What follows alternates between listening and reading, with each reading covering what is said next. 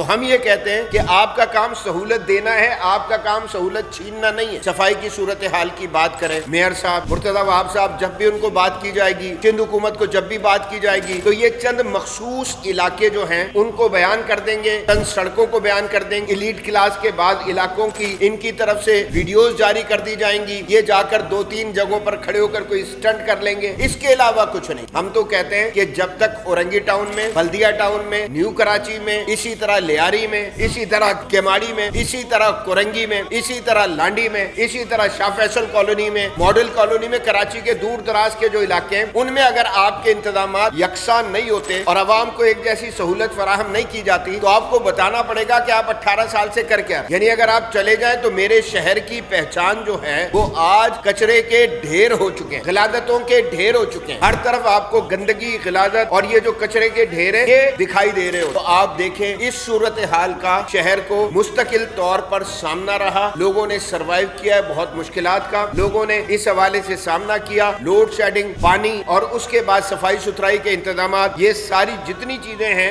ان سب کا لوگوں نے جو ہے وہ مستقل سامنا کیا ہے۔ تو ہم اس صورتحال پر احتجاج کرتے ہیں۔